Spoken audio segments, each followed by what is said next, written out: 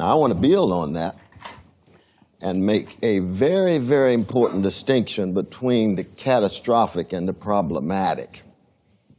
And what I mean by that is that the existential and experiential orientations to human existence, as opposed to the more theoretical and conceptual forms, or put it in very crude language, Socratic and prophetic on one side, existential, experiential, scholastic and academic on the other side, abstract, distantiating, and conceptual. Now, in the end, of course, we can learn from each one of those modes. But this is a very fundamental distinction. Why? Because you'll find that in the scholastic and in the academic forms, there tends to be a denial of the catastrophic and an obsession with the narrowly problematic. What are you saying? Well, let's look at it in very concrete terms regarding where we are now. So much of the future of U.S. democracy depends on the catastrophic realities that informs its past and present. Crisis of empire, crisis of capitalism, crisis of misogyny, crisis of white supremacy, crisis of transphobia, crisis of homophobia. Now go to philosophy department and see whether you can get subject matter that deals with any of those catastrophes.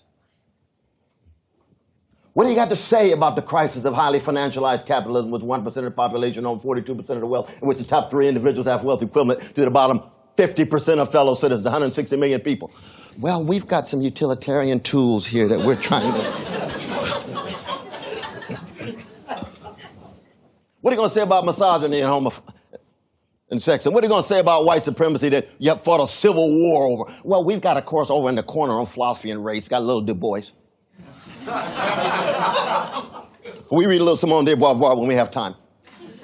I mean, we laugh to keep from crying. There's a wonderful moment in my dear sister's text, Danielle Allen's text on Cuz. She's reflecting on the plight and predicament of her cousin. And she writes a chapter in academic language, impersonal, distancing, abstract. Then she says, oh my God, I'm talking about my cousin. I've got to let go of this academic orientation. I'm going to go existential. I'm going to talk about I. I'm talking about my intimate relation. I, thou, not I, it, in Martin Buber's language. See, the way in which you get a distance from the catastrophic. Well, existentially, what Brother Unger just put forward here, death is not a problem. It's a catastrophe. It's inevitable. You better come to terms with it one way or the other, or you will snap. You will crack. You better have some stories and myths and legends and narratives in place when your grandmother or daddy is in that coffin, or you're not going to be able to orient yourself to the next stage of your own pilgrimage. So it's true with despair. So it's true with disease. So it's true with profound disappointment and disillusionment. Those are catastrophic. Most of scholastic and academic philosophy is in denial of those. So what do? You run to Beethoven and Curtis Mayfield and Aretha,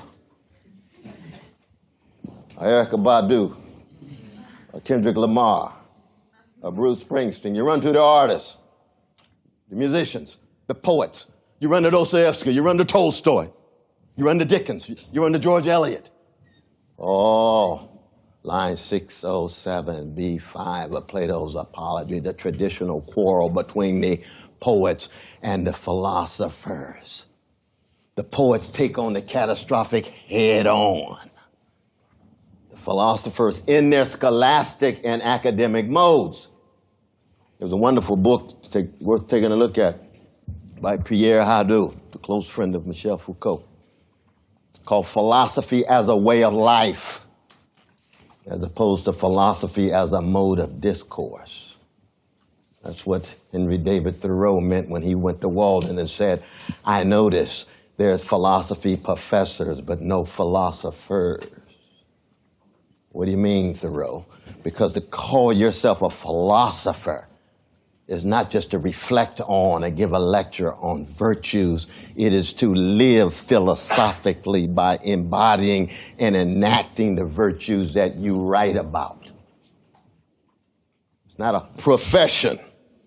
Philosophy is not something you have, something you are, your vocation. The fundamental distinction between the calling, the beruf, versus your career, which is something you do in order to make some cash to keep your loved ones alive and so forth. And teach a course in the conduct of life in a late capitalist moment in a highly professional managerial space like Harvard is a challenge. It's a paradox. Because within the very context where the co-optation often takes place, you've got to be critical of the co-optation. But as you are critical of the co-optation, you're always already in part co-opted because we're in the very context in which the dominant orientation is going the other way. And this is very important to keep in mind. And when we make the distinction between the prophetic and the Socratic and the prophetic versus the scholastic and the academic, it's not just a matter of the place. It's not just a matter of the place. Schopenhauer was wrestling with the Socratic and the prophetic, but he taught for a moment in the university. He decided to schedule his classes at the same time as Hegel's. Nobody showed up for his class. Hegel was overflowing, so he wasn't highly encouraged about the academy. But you can find prophetic and Socratic folk inside of the academy, but they're not the dominant voices. In fact, they're not the dominant voices at all. Most of the dominant voices are the echoes of the hegemonic discourses in the respective disciplines, given the reward structure of tenure and reward structure of awards and prizes and so on.